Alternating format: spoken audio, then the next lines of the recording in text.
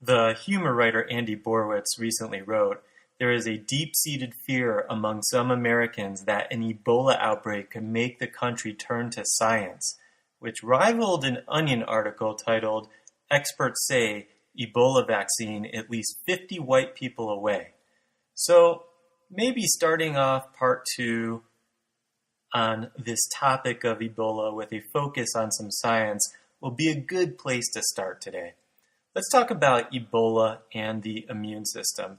Do you remember from immunology what dendritic cells are? Those are not to be confused with dendrites found on nerve cells. Dendritic cells come out of our bone marrow and search for viruses and bacteria, and they are antigen-presenting cells that help T cells respond to foreign antigens. So dendritic cells are found in lymph nodes, they also circulate in the blood, and they are also present in some other areas of the body as well.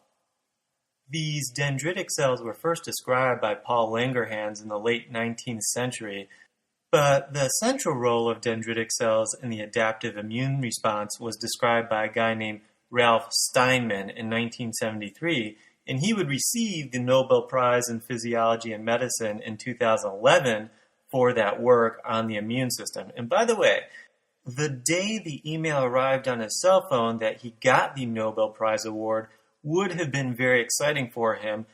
The problem was he had just died of a 4-year battle with pancreatic cancer.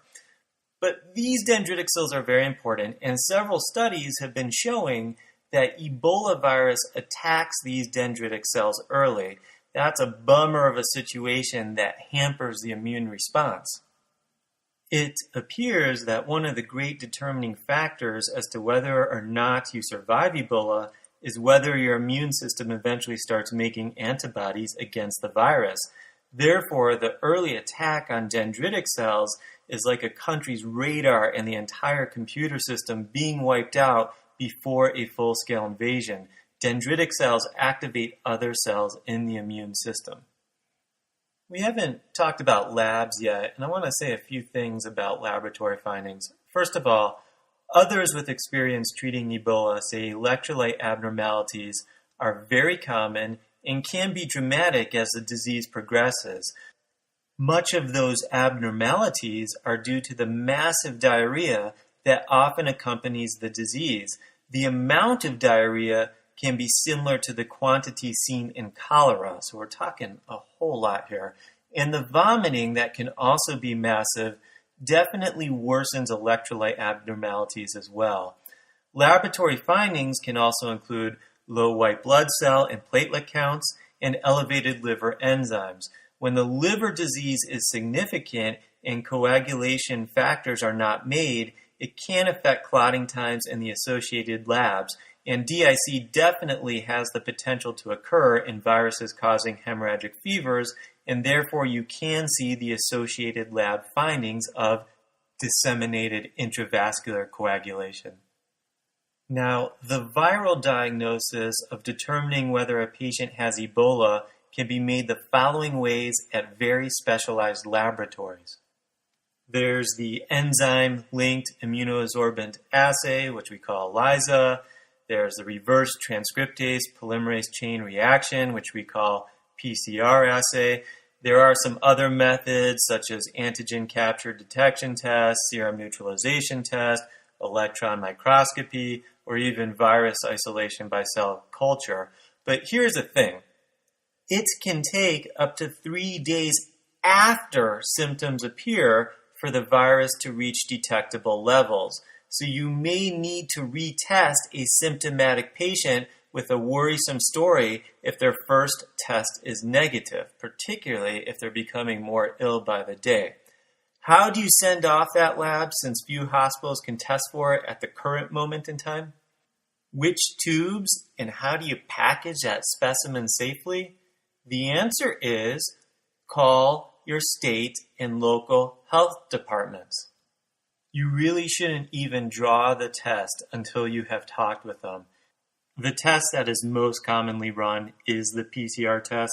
Now, getting back to this specimen that is collected but potentially could be a false negative for about 72 hours, how do you decide what to do with the patient? I mean, can you discharge them home if they're looking really good? And the answer is yes. Actually, you can take a patient who's under investigation for Ebola, who's suddenly turning really healthy and fevers are going away and symptoms are non-existent, and you may have found another reason for those fevers, and you can discharge them from the hospital. Like everything in medicine, you have to use your clinical judgment. But in this situation, a person under investigation who truly had an exposure to Ebola, they need to, at a very minimum, self-monitor and be compliant with active monitoring and controlled movement. And then there has to be a really good plan in place for returning to medical care if for some reason symptoms were to restart or fevers were to restart. And obviously when it comes to this virus, you're telling your local and state health departments about what you are doing, and they should concur with your plans and judgment. So that reminds me actually of a case I saw about a little over a week ago. I got a call from the ER doctor who explained that this patient came in and he doesn't totally quite buy the story, but she's having myalgias and fevers and nausea and vomiting and looks uncomfortable.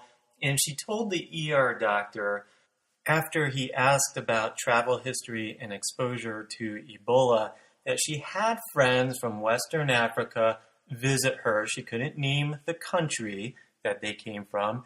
And they stayed with her and they were acting sick. And then they went away back to Africa and she doesn't know any contact information. And so here we are stuck with this potentially very serious case, even though not everything is adding up. If you have not been involved with Ebola planning, which I assume most of you have not been, there has been a real run on supplies, particularly the A60 suits and other supplies to protect yourself from this virus. And I really don't want to start using these limited supplies, which can take weeks, if not months, now that every hospital is ordering them. And my biggest nightmare scenario for my hospital is that we run through the supplies on someone who doesn't have Ebola, and then we get the real thing and don't have the supplies.